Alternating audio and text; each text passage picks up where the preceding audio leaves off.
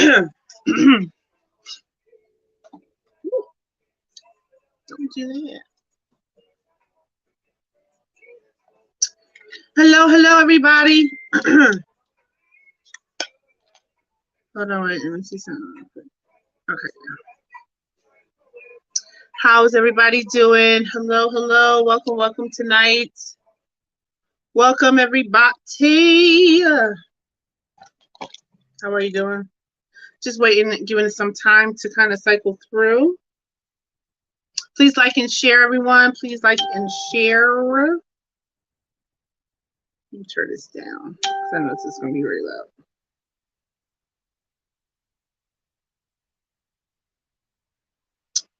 Please like and share, everybody.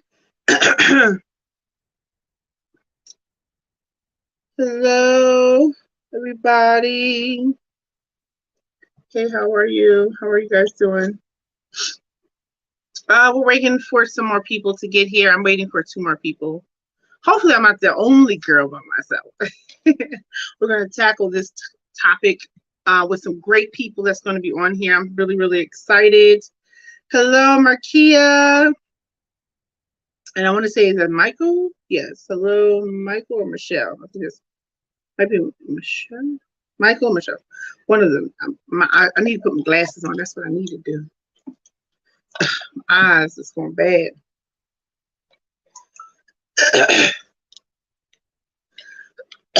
Yeah, I done crossed over to the blind side fully. I was kind of blind, but hey, Pastor Holly's here. I was hombre-ish. I sprayed I sprayed some freshener and I think it just kind of got in the throat. So I'm over here coughing and stuff. This is a mess, a hot mess. So welcome everybody. Please like and share. Please, if you can, like and share. Like and the shareth. Like and the shareth. Welcome everybody. Welcome to Bose. Hello. I'm getting all kinds of messages right now. So I want to welcome you to Bose. For those who are newcomers, my name is Lady B. And this is a women's empowerment group. We do all sorts of things here, mostly to empower women. That's my goal. That's my focus. That's my charge just to do in the earth right now at this present moment. So hopefully God is pleased with everything that I'm doing. You can reach us on beautybowls.com if you want to check us out and see what we're all about. We have a plethora of social media sites we are on right now. We're live streaming from YouTube. We're live streaming from my business page, Bose, and we're also streaming from my personal page as well. So thank you guys so much for tuning in. Please like and share for all those who are on. I got some more people coming in here. Let me see. What does this say? Oh, somebody said coronavirus. That is not funny. Right? I know you can't. I was just telling my boss today, you can't cough, sneeze, nothing, because all of a sudden everything is coronavirus all of a sudden. Go figure that, right? So yeah, so welcome. Please like and share, let everyone know. We got some good people coming on today, as usual. Mr. Boom, we have Mr. Pastor, Elder, Prophet, whatever title you would like to give him. Mr. Keys Wiley is going to be with us tonight in conversation. I'm really excited. There he is. Okay, so we got another person in the room. All right, I'm just waiting for one more person to come in. But before we start out, I always start off by reading my my mission statement. It's important to me to read it so that way you guys know what we stand on, what we stand for, and while we're doing this, okay?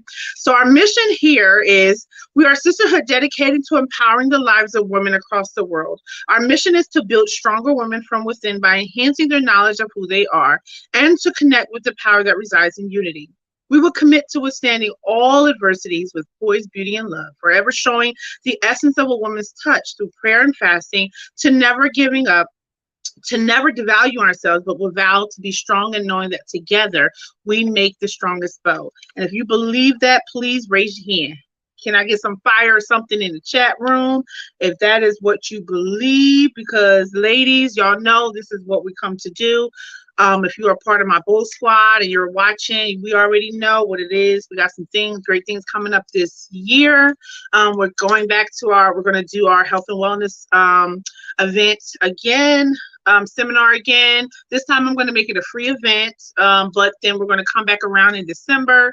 That's going to be in August, and in December we're going to be doing a Christmas ball that will be a fundraiser event, a ticketed event that you have to purchase tickets for. So please be prepared for that. And we do have a tea time. We were supposed to have a tea time last month, but due to the snow, we had to postpone it. So it will be this month. So if you guys are interested and would like to be a part of our tea time, it's just a time where women get together. We just draw strength from each other. We talk, we laugh, we eat, and we share. And most importantly, we share. And that's one thing that I love most about it, because, sometimes you just need to talk. You got to get it out. We know that beautiful things come from pressure, but sometimes you need to let some of that pressure out. So listen, I want you guys to please like and share this feed. I want you to go on YouTube, please. I think it's subscribe to my channel. Is it? Okay, yeah. Please subscribe to my channel. All of that good stuff. Whatever you can be, however you can be supportive, please be supportive. Oh, wait, let me put this down here too.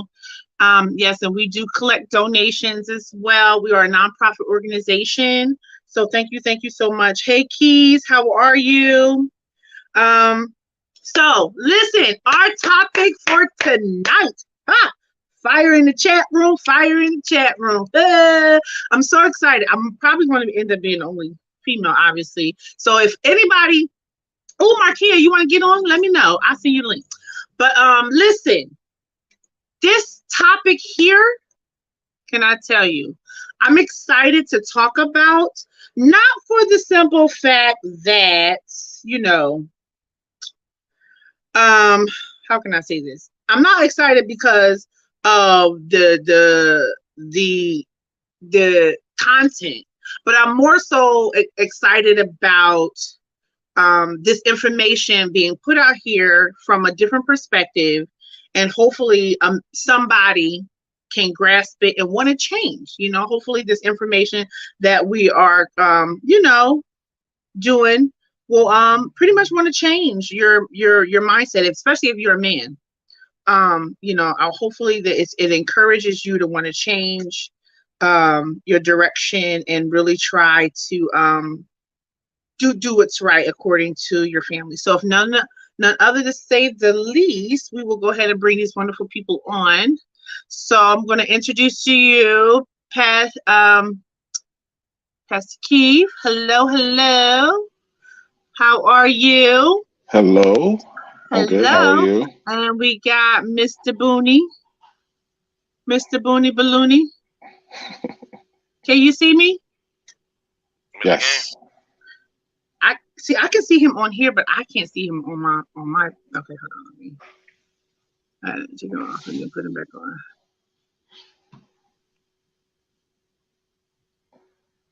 Is it working now? My phone. It's my phone. I think it's my phone. You can see him, right? You saw I him? did. Yeah, I don't see him now. Hold on. Here he is. Okay, he's here now. He is? Mm-hmm. Hey. Okay, wait, hold on. It's me. I'm going to go out and go back in, okay, for myself. Because How you doing, Pastor Keith? I'm good. How are you? I can't complain, man. That's good. It's good to see you guys. Always good to see you, sir. Always good to see you, sir. This is a mess. Hold on one second.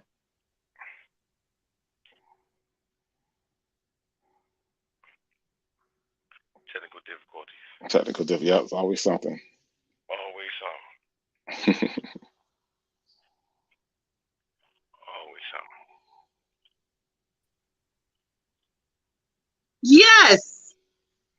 Now I can see you wonderful people. All right. Can y'all see me now? Yes, we Yes. can. I got Mr. Boone in view. Wonderful. That's funny. So tonight's topic is very, really strong topic, y'all. So, hopefully we get through this. So tonight's topic is pretty much about, it says, what made the king leave his throne?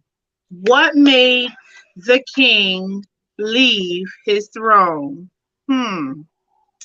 So when you hear that topic, what do you think that means? What is that speaking or saying to you? Either one of you can. You can take care of Pastor Keith.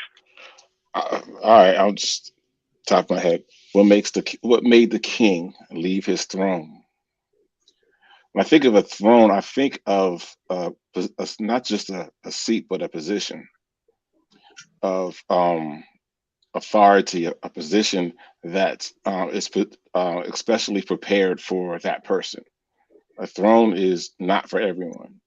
A throne is for the king, and it's made for the king. It's for the king is to sit there to govern from, to create, to conduct business, to create rules and put out laws and edicts and things like that. And one of the reasons I'm thinking why a king would leave his throne is because he's threatened, he's uncomfortable, or he's out of place. Okay. I like it already. All right, Mr. Boo.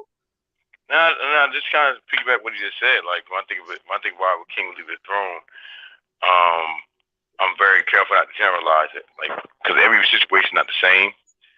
Like you said, it can be uncomfortable, it can be toxic, it can be a number of situations where like you said, threatened. A number of scenarios that will push a king to leave his throne. And if he's a real king, I know that he left his throne regretfully. Like he didn't want to leave. Like he didn't want that situation to be that way. But it turned out to be that way. So it's like it's question of like, we're asking the question like, okay, question not just the king, but question the state of the throne as well. Like was the throne supporting the king? Was the throne strong to hold the king? Was the throne like structurally sound enough to hold the king's weight? Not just questioning the validity of the king, but also the validity of the throne as well. That's good. That's good stuff right there. And so then one question on the flip side of that, another reason why a king might leave his throne is because he's supposed to be doing other things. For example, he's supposed to be leading his people into battle or to worship. So when a king can't worship God on his throne because there's only one person on the throne.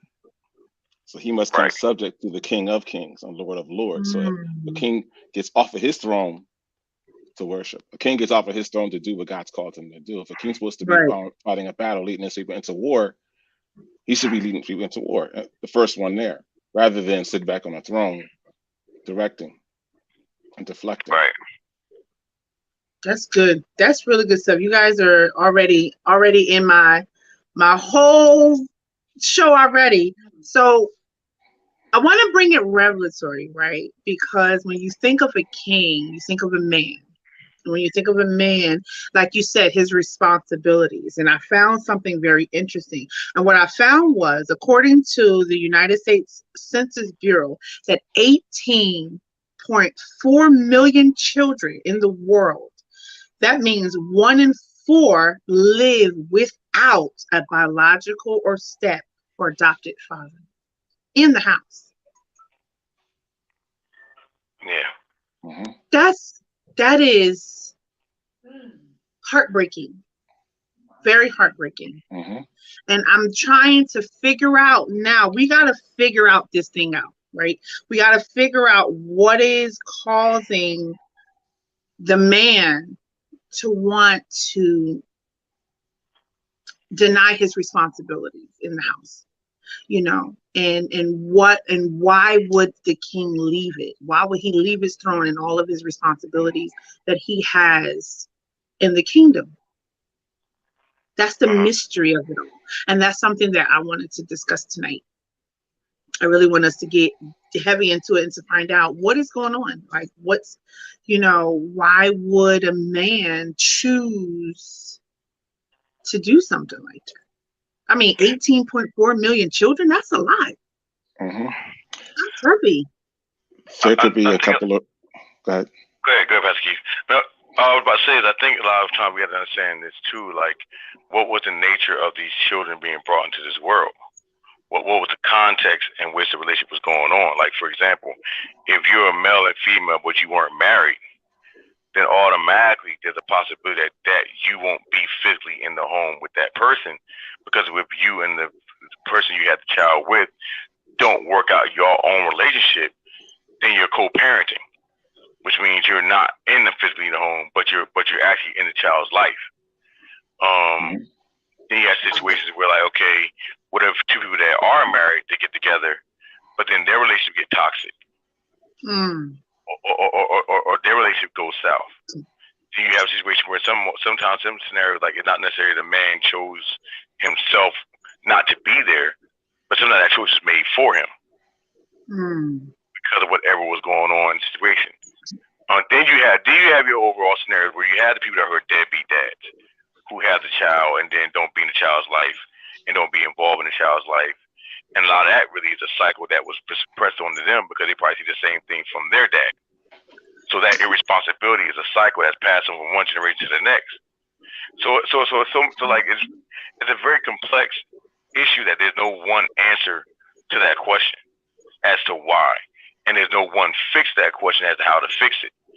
So it's so much ownership in the situation that goes across the board, not just for the king, but also for the queen, because queens have a due responsibility also to help facilitate the comfortability of a throne. And if they're not doing that, then that puts the man in a very precarious situation. You understand this too. A throne is a place of rest. A throne is a place of, like, peace. When a king comes to his throne, especially when they've been out in battle, when he comes to his throne, it's supposed to be a place of refreshing, a place of peace, a place of comfort. And when he sits on his throne, but he found that his throne is, like, not conditioned properly, like it's less cushioning, so he got more hard wood than actually, like, cushioning on the throne where it makes the seat uncomfortable. Like, it puts him in a bad predicament because, like, yo, I should be able to come here to find peace, but I don't find peace. I find other stuff. So I want to challenge that. You know me, y'all know how I am. I want to challenge that thought because the throne is inherited.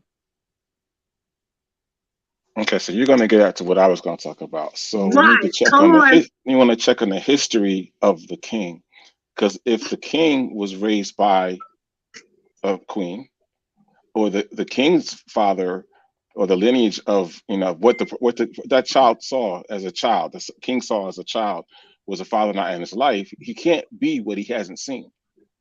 As a parent, we teach our kids more by what we do than what we say.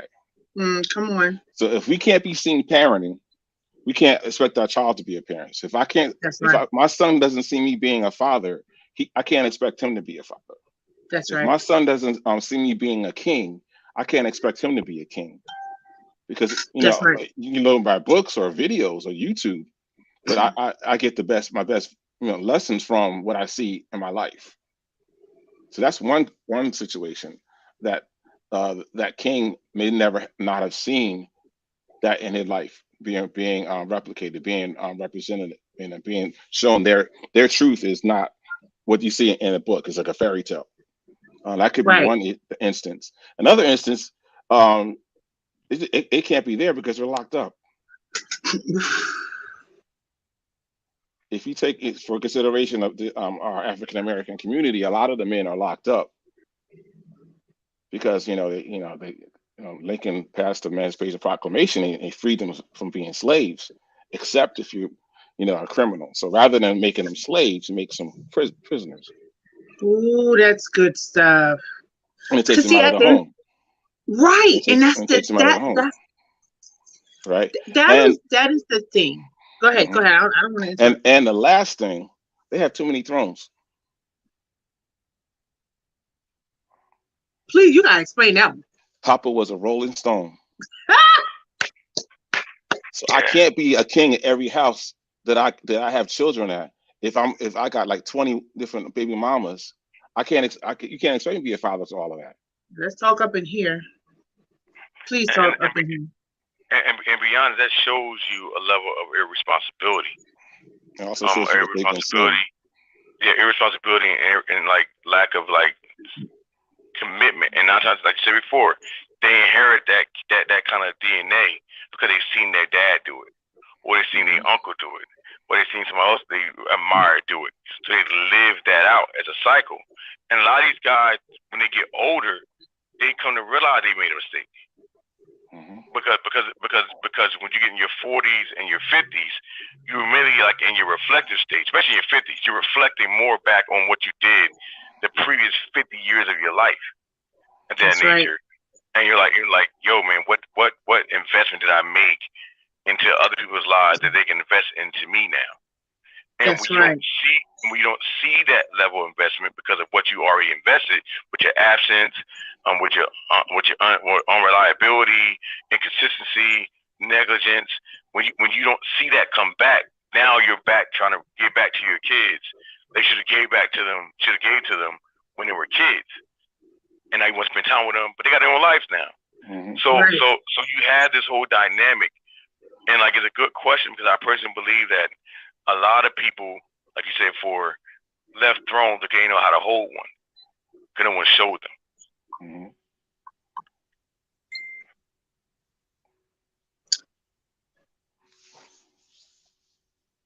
So, would you say that the responsibility falls on the archbishop? What do you mean by the archbishop? So in a kingdom, there is the archbishop, and then you have the king, and then you have the prince, right? So it's the archbishop who gives. Is it? Am I saying that right? No, I'm not saying that right. Do you blame it on the previous generation? That's what I'm trying to say. For not handing down. The archbishop just gives him the crown. That's right. He's a figurehead. Right. Okay. But like, are you saying the previous generation? Yes. Is that because we have to get to pinpoint.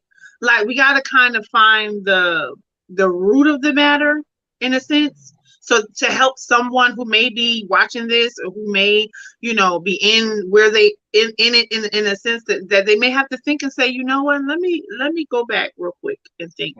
I think the best reflection is an inspection. So rather than look at what my father did, or my father didn't do, or my grandfather did, or my grandfather didn't do, or what the man did or the man didn't do, let me look at back myself. And what I've been dealt with a bunch of cards, and I've been dealt with the history, and it's up to me to deal with what I have. And say, okay, I know where I'm at, I know what I've done, and I know the lessons that I've been taught, and I know what I've seen throughout my life. It's up to me to change. It's up to me to be the lead. It's up to me to be the king that I know I can be. Although I've never seen it. I've never seen it replicated. I've only seen it like Hallmark stories of a king, or the Disney stories of goes into the king and there's happily ever after. I've only seen that. I don't know what it means. What happens when the door closes? And I want to be what I know I can be. I don't know what God wants me to be. Right. So what do you say to the man? I'm sorry. Good. What do you say to the man who grew up in a very volatile environment, and he always saw his dad beating his mother, and just decided within himself that I don't want that to be me, or decided that's what I'm used to, or that's how I'm supposed to be because that's what I saw. What do you say to him? I think a lot of times on the part B of your comment, we're talking about those who seen that kind of behavior and decide like I don't want to do that, I want to be that way. That's the first step of realizing, okay, what I'm seeing right now is dysfunctional, and I don't want to duplicate this. And then what you have to do is find, like a little bit what Pastor Key was saying, find counter examples to what you've already seen. So if I've seen someone who was abusive, and if I've seen someone who was like in an abusive relationship, that kind of stuff, I'm looking for examples that give me an example of something other than that. That's why, to be honest, one of the powerful things about the sitcoms in the 90s is that they gave you insight, especially to a black family, of life, what life could be.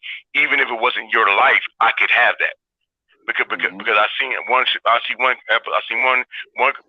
show where it has a mom and dad, they're both professionals, and all the kids go to college.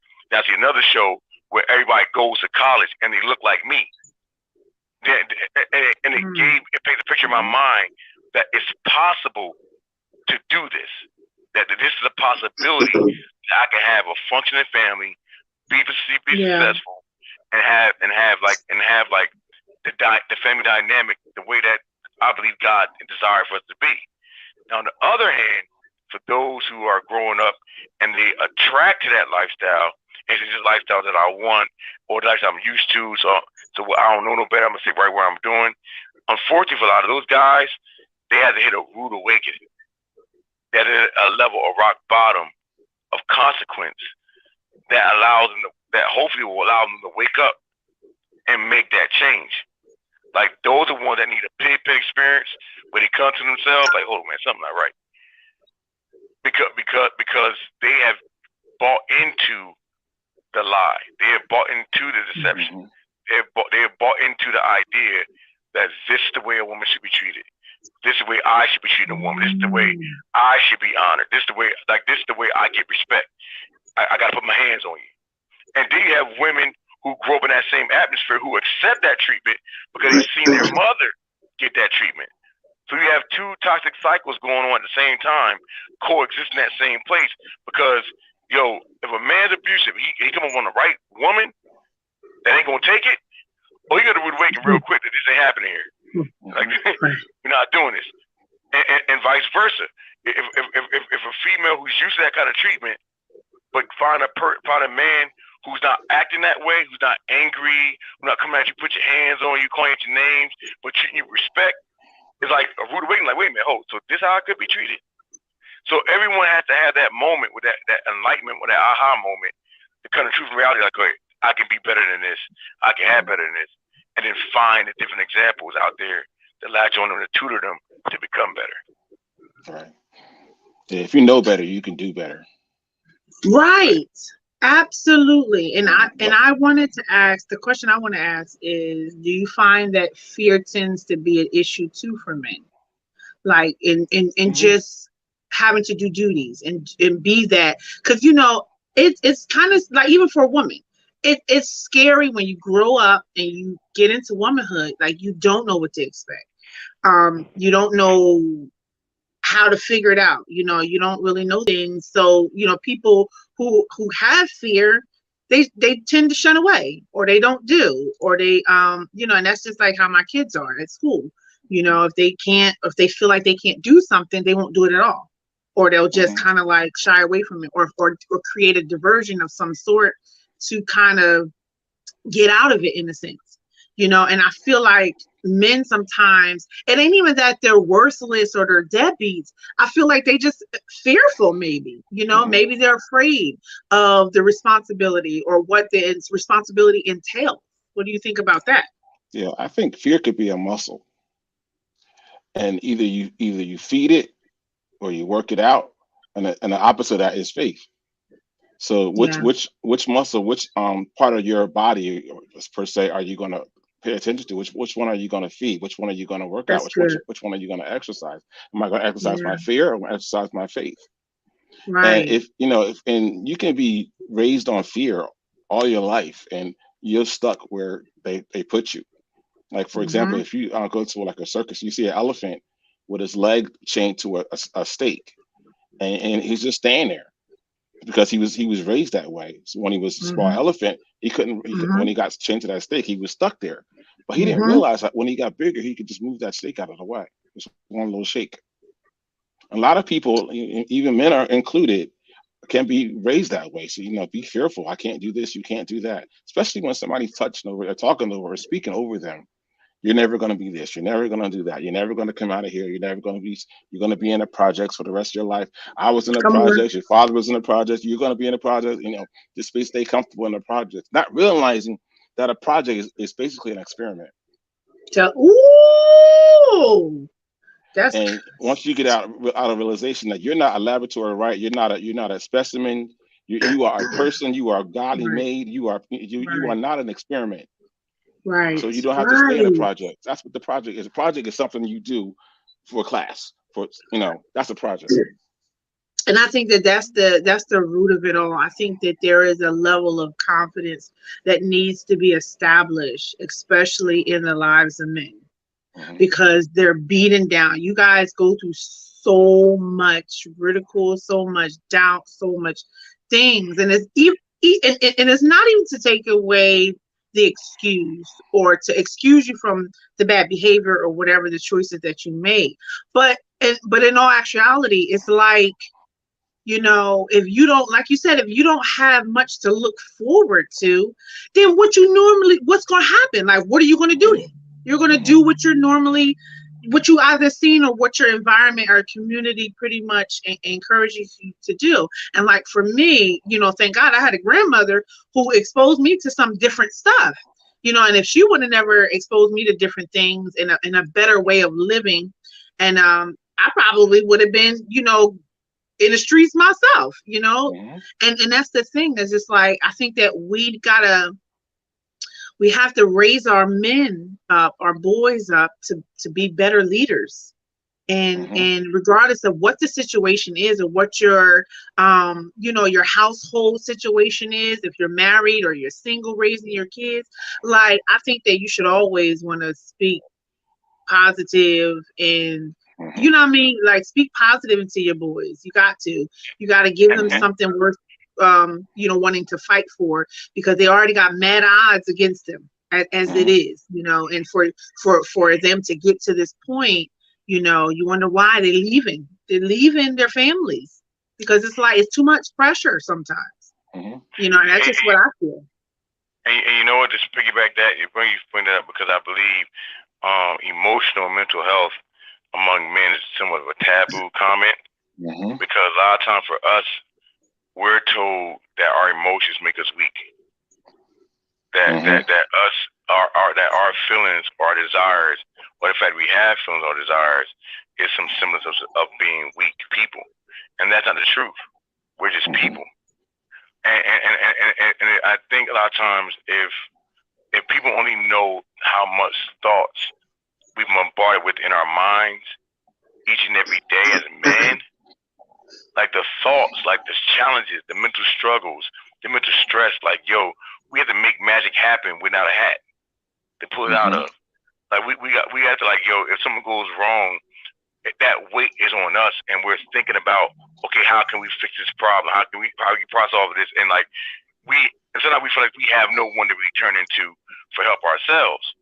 That's why I want to say this: if you're watching this show and you have a good man in your life, if you have a king in your life, if you're a young lady and you're dating or you're married, like, you have to make sure that you are constantly, like, strengthening and encouraging them in that area of their kingship, because they're not all we don't have the position of authority.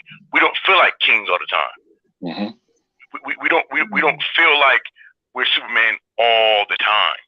We don't feel like we can make it happen all the time. So like, sometimes a soft word, a soft encouragement, some of that nature, like, give us the strength to fight the next day. Like I'll tell you all the time, like, remind me of what I'm fighting for. When I leave the house, remind me of what I'm fighting for. So while I'm out there fighting and making moves, make it happen, I have a point of reference. Okay, you know what? and not just me, but by that beautiful woman back at home who told me she loved me before I left the house. It's about that beautiful girl at home who hugs me every time I see her and say, "Daddy, Daddy, Daddy." Those are the things that give me the strength and the fuel to make it through the day, and give me the strength and fuel to do vision work, to make vision happen for my family, to build vision for my family. Like, for example, like quiet as kept. Like my wife started this thing on her own, but she don't even know that even right now she's operating in a portion of my vision for the family without even knowing it. Because I believe that we're supposed to be pastoral influencers. And like, and what she does on Bowls is definitely influencing people on a culture and giving out content to help build, help encourage women and men as well. So while I begin to work on the pastoral aspect of the equation, she's already doing the influencing aspect of the equation. So when we come together, like, we got a team working and working a vision I had in my head without even talking about it. But I mean discussing that out. So like now, like boom, we can move on and do other things. So like that's the point, man. Like, keep our morale high. Not saying pacify us, but keep our morale high and remember the fact that we're human beings just as well as your husband, and we have pressure too. Let me tell you a secret. If you think of a king as a man as like a flower, a king will bloom where he's celebrated, not where he's tolerated. Yeah. I like that because I think when we think of a man, we think of this exterior that is not soft or not have a point of needing to hear these things. You know what I'm saying? Like, we always think, oh, you're supposed to be tough and you got to be strong and you got to, all of these things. But that's a person too. Like, women are not the only people who need to be encouraged and spoken into and poured into. And no, you got to do that to a man too. Like, I mean, if not, he's going to go where he's celebrated. Right. And if he's not celebrated at home, he's going to go to where he's celebrated. Absolutely. He's going to find another throne that will celebrate his kingship. Absolutely. So it's also I would say it's the compact of identifying the king himself too. Like, you have to identify that this man is a king. And if you're not going to do that, somebody else will, and that's why you got a lot of women out here, you all mad, and I'm sorry to say, but y'all around here mad as swole. But I mean, when have you poured into your man? Like, when have you poured or said anything to him that helped build him up and not tear him down? And I think this. Touching on Sherman's point about the casting the vision, and the role of the wife or the queen in that role. You're supposed to be the vision catcher, not the vision snatcher. Right. You got to catch it. You got to catch the vision. Catch the vision. Catch it and roll together. And that's how you become a great king and queen. Just power couple. Like, that's the thing, and it's not that I feel like, I'm gonna say this and I'm probably gonna kick myself, I'm probably gonna get in trouble, but I don't care, I'm all right. I feel like some of the responsibility is because of women, some of the responsibility is because we want so much, and we expect so much that we don't, what am I trying to say? We don't put ourselves in a position to pour out so much. I guess that's what I want to say, and it's like, if not that I'm condoning a man's behavior to jump from house to house to house to house. Absolutely not. Absolutely not. Right. Right from wrong. You know what I'm saying? Don't do that. So that's not what I'm saying. But what I am saying is, don't be an encourager. Don't be an influencer of him having or wanting or making that a decision. Because at the end of the day, they go through stuff too. They feel too. They need support. They need, you to sometimes rub their head and say, baby, it's gonna be all right. You know what I'm Mm-hmm. saying? Like, I got you. At the end of the day, I got you. And that's what, I tell my wife this all the time. Well, I tell my wife this. I made this comment to somebody else. A man, like yo, don't. I'm gonna be successful whether you like it or not. That's my drill. I'm trying to be successful. But I tell you all the time, don't make me be successful because you provoke. Maybe okay, inspire me to be successful, but don't provoke me to. Because don't make it be. I'm trying to have to prove you wrong about something that you said. yeah. Let me be about okay. I'm inspired to do right because you spoke something into me that made me want to prove you right. Like, yo, Mhm. man, you could do this, baby. You know what, baby, I could do this. Mm-hmm. It's amazing to me back in the day, like women could get their husband, to build them a whole shed for a glass of Kool-Aid. For a glass of Kool-Aid. Like, that's all they get, a glass of Kool-Aid. Like, yo, my baby out there building. What is he building? I don't know. He don't know what he's doing. He out there building. He ain't an architect, but to the first. He don't know anything about construction or hammer and nails. He ain't designed nothing, but because how she treated him and how she spoke to him, had him out there doing something he was not even trained to do. Because she knew how to speak that into him.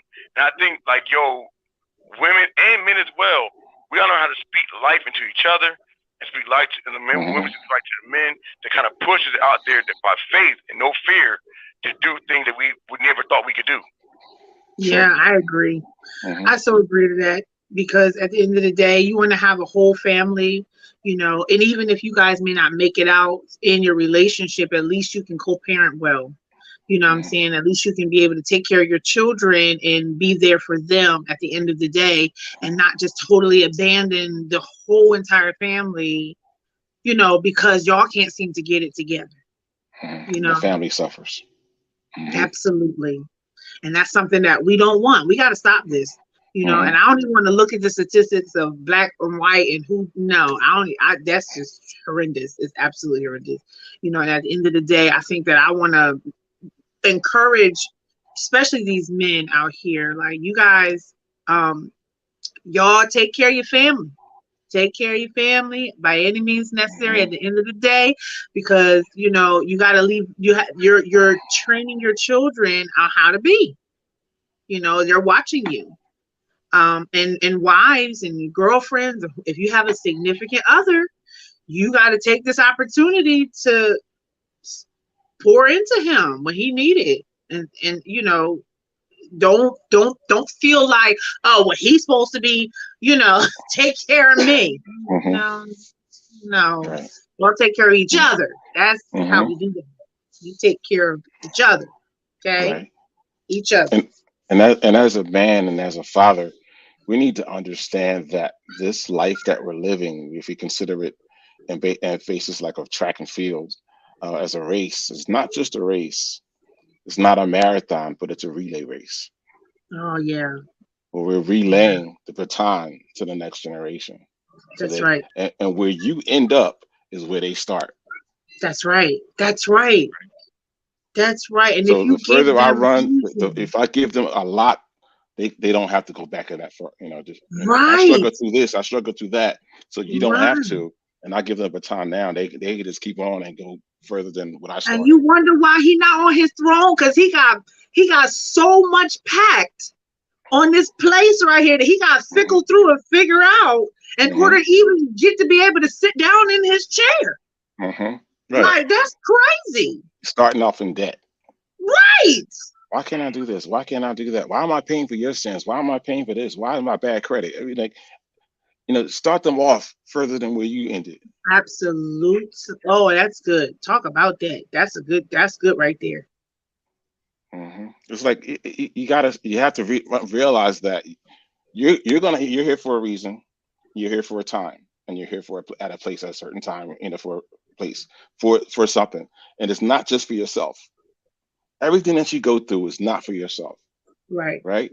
And that's right. And you gotta take I tell my people all the time, this is like, it's like, you do something, you make a decision, you're gonna make it, or you're gonna be a good decision or a bad. You might here's where I said, either you win or you learn. We never lose. That's good. Because as long as I'm alive, if I do something and it doesn't work, okay, now I know what not to do. Right. So I never lost. I just learned. what not to do. Some of the best lessons I've had is what not to do. Right. How not to treat somebody. That's them good You know lessons. what you did for me? Okay, now I know I'm never going to do that to anybody else I come across. What you put me through? Nope, Yeah. That didn't feel good. Yeah. So I'm not going to put anyone else through that. Yeah, because you have to learn. You got to learn it. You got to learn what not to do. That's the best. And if you don't, you keep doing the same test over again. So either you're going to win, history or will you're going to repeat learn. itself. When are you going to learn a lesson? Don't Right. mess with that person. They come different dresses. They come with different socks, different shoes. You know, they're still the same person. Right. Okay, you're not the one for me. Right. Let me try something else. Clearly, you got to do the deuces. Bye. I'm sorry. I got to go. Yeah. You are the weakest link. Goodbye. At the end of the day, sometimes you gotta realize I'm the weakest link. I want to win and learn. Like, okay, I want to be able to win and learn. I'm gonna learn some stuff, but I want to win too. Right. Right. Sometimes those lessons are hard to learn, but they're the best lessons that stick with you. They are. Right. Don't touch that stove. That stove is hot. Right. Okay. You burn yourself. You burn yourself. No. And one of the funny things I've learned, like even going through this past little season that I went through, I've learned that I had to be a king without a throne. I make the throne. I had to be the king, no matter where position I'm in. It's funny because David had this psalm that he wrote, and at the end of the psalm he said, "The king will praise you." The funny thing about it is he was in exile at that time. He was hiding out on a cave, on a run from his son. But he's still seen that I'm still a king, no matter what scenario I'm in. That doesn't change my identity. And because I don't change my identity, I don't change my posture towards God or my posture towards life. Because guess what? I'm still king. And I had to remind myself, like, yo, you're a king. No matter what situation go on, no matter the scenario, or like, yo, you are a king, and now you have to make kingly decisions. You have to make kingly choices. Because guess what? Like, yo, you have to rule your kingdom. That's heavy.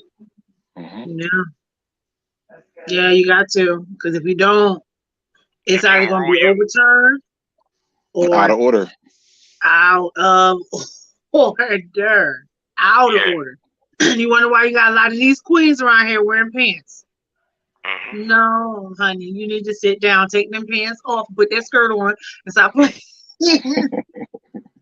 Stop playing. Like, I like being a female version because y'all right there, y'all have a really good conversation with the Lord. If you don't do right, and I don't want to be in them shoes, I'm good. I'm gonna stay on over here in the soft side of the season. No, y'all, that's too much for me. I'm good. Like, that responsibility is already heavy. So just imagine it's tough being a woman. You know what I'm saying? Having to be a man. Oh yeah, I'm good. No, I'm good. I'm good. I don't know. And as a man, I say this: we need to protect our women. Oh, come on, sir. Yeah. We're supposed to be the covering. We can't leave them exposed. We have to cover them. We have to protect them. We have to, provide for them, provide shelter, provide identity. That's good. If you got that child, and you're engaged for 20 years, marry her. Right. Come on, say that again, sir. You just stop it. What are you waiting on? Well, I'm waiting to have this. I'm waiting to get this together. I'm waiting that together. She's been stuck with you for 20 years. Right. We're not playing no house running no more. Boo-boo. I'm gonna need you to put a ring on it. I gotta get this first. I gotta get that first. And then just do the right thing and watch things fall in order. Because you're doing things out of order, why things ain't working out. Do the right thing. Do the right thing. At the right time. And to be honest, like, blessings follow obedience. Yeah. Like, but obedience takes faith. Because when you're obeying God on a situation, it may not line up to what you feel in that moment. Yeah. Like for example, like, there's been plenty of times where, like, yo, I'm speaking to men everywhere. Like, yo, you drove to your house, and you thought about, do I really want to go in this house today? Like, do I really want to go in here today? Or no, let me drive around the block. Sitting in the driveway, just sitting in the car, like, like, yo, contemplating, like, do I want to go Getting here yourself today? ready. Like, yeah, do I want I know. and That's what amazing. battle am I'm going to face once I When go I through open that that door? door. And don't let there be a conversation. I'm saying, don't let there be a conversation between you and the missus that didn't end well in the beginning of the day, and you know you have to revisit it when you get home. You're thinking to yourself, I went through all day of work, thinking to myself, like, okay, how are we going to do with this heifer in here? Because I know she's going to be on 10. As soon as I get in the house, it's unpause. It's unclosed. I got to figure this out right now. What is my response going to be to kind of like alleviate or ease this situation as much as possible? Sometimes it works, sometimes it don't. And then sometimes you drive around the block one more time to make sure you hit the right house. That is too much. I can't. I cannot. Did she see me? Make sure you hit the right house. Am I at the right house? All right. Yeah, that's the right address. You see me? You see me parked there? You see me parked there? That's her car. That's her car. She here. All right. Yep. But that's real though. That's real. Like that's real talk, and I appreciate it. I really do. That's real. But that's pressure. It is. It's real. It's real. It's a lot of it. We do. We as women give off a lot of pressure. I will say that much. And I just the last thing I want to say is what you guys were saying. Do the work. Like just do the work. If you do the work, you'll reap the benefits, and you'll be all right. You know what I'm saying? It's not as hard as you thought it was. You find out it's not as hard as you thought it was going to be. Right. So, a lot of things we built up in our mind it's much harder than we thought. Man, if I say this, she's gonna do this. She's gonna do. If I do this, I'm gonna do that. I'm like, and then you get there, you don't get the response that you were expecting. You're like, wow. See? That it? Just do the work. Okay. Just do the work, and you'll be all right. You'll be up there with your crowns and your thrones on. Like chilling. Right. Like just do the work, and if you do the work, you will benefit, and just so right. And tell the truth at all times. I like to tell the truth because I got bad memory. If I can't remember, if I can't remember what I told you, this and that. If I just tell the truth, it's less for me to remember because I got bad memory. If I might say something, I thought you said this. Right. And then you have to cover up for stuff. That's the truth. Tell the truth. It's less to remember. Brother Keith, I realized if I just do what I'm supposed to be doing when I say I was going to do it, I don't have to run a line. How about that? If you are where you if you're where you're supposed to be, doing what you're supposed to be doing, then there's no reason to lie. Now, if there's a mishap or miscommunication that happens in the process or misunderstanding, you can roll with it. But because your original intent was to be on your business. Now, if you're intending to be, if you're intending to doing something else, of course it could be a problem. You know what I'm saying? But I think, like I'm saying, for being the king, like the buck stop here. Like you got to always do kingly things. God didn't come look for Eve. He went look for Adam. To Adam, where you at? Please. I talked to return you first. Back to home, Adam. Return, Adam. Please return back to home. Take care of your family, please, y'all. Just take care of your children. Adam was right there. Right, he just wasn't doing what he was supposed to have been doing. There you go. Truth be told, he was right there. Yeah. Right. He could have stopped it. I agree. This was good. Thank you guys so much. You guys rock and roll. Thanks so any last words you would like to give to our fellow men? Just trust God. Before we get out of here. Yeah, trust God, and you are made to be the king. You are made to be the head. You are made to do more than what you're doing right now. You are a leader. You are a winner. Be encouraged. You got it. All right, Mr. Boone. The funny you brought up Adam for the last analogy because when he asked Adam where he was, he didn't give a location. He gave a condition because God was really trying to get him to identify how are you, not where are you. So I think we need to do a self-assessment and find out how are we, like how are we doing, like how, because where we are is a byproduct of how we are. So let's change how we do things, change how we think, and we'll change our reality. And I want to say for the ladies, ease up. Just ease up a little bit, These men got enough that they have to deal with, and and a soft answer turns away wrath. And at the end of the day, be understanding. In all things, get understanding. Try to get understanding. And if you're a man, your husband is not measuring up to the place, help him. Talk to him. Don't talk down to him. Don't talk at him. Go on this journey with him. Help him get to where he needs to be. So y'all can rule together. Point blank and the period. Okay? That's what I have to say for the women. But thank you guys so much. This was a great show. Woo! Thank you, Pastor Keith. Thank you. Thank you. Pastor Boom. You guys rock. Thank you so much. I really do appreciate you guys coming on. I love you, Pastor Holly. I know she probably I'm all out.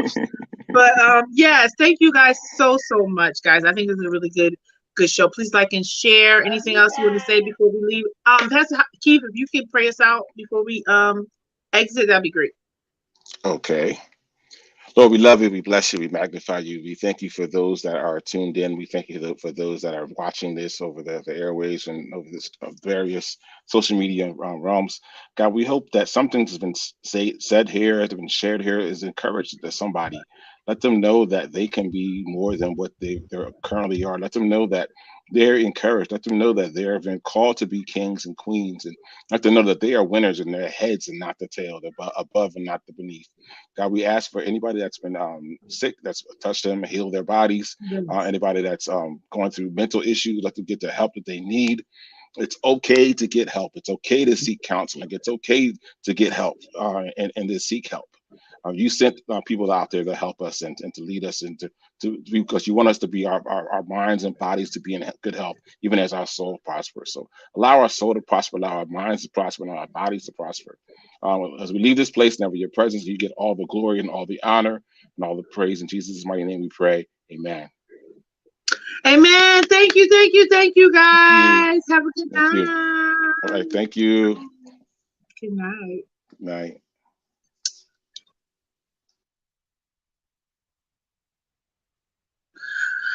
All right. That was wonderful. Oh, I loved it. I wish Lish would have hit on. Hopefully she was watching. Girl, yes, I was expecting you to get on here. All right. Next week, girl. Lish, me and you, Pooh, we got to get on here, okay? All right. Thank you guys so much. I really do appreciate you guys watching. Please like and share. You guys can see it on YouTube, my business page on Bowls. You can also see it on my personal page as well. Listen, we are streaming. We're trying to get out here. We got, I meant to say we got 2 Valentine's Day baskets that we're giving away. I'm sorry I didn't mention this earlier, but we got 2 Valentine's Day baskets that we're giving away. So I want you guys to please watch next week. Please watch next week. So tag somebody, share it, whatever you can do, like and share. Because next week we want to give away some Valentine's Day gifts. You know, I'm all about the love. And yeah, so that's what we're going to do for next week. Thank you guys so much for watching. Please like and share again. I'm Lady B. I love you guys, and I mean it. And as long as I'm alive and I have breath in my body, we'll always bring you good content, good conversations. If there's ever a conversation or a topic that you would like to hear or talk about, please inbox me. You can email me at spoonbows at gmail.com. Don't forget, check us out on beautybowls.com. I'm also on LinkedIn. I'm also on Instagram. I'm also on Facebook.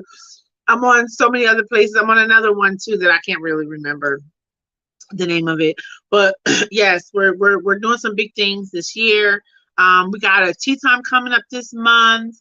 Y'all know that I'm doing the health and wellness seminar in August, and we're doing a Christmas ball in December, and all in between. We got Mother's Day, Father's Day. We got all kinds of holidays coming up.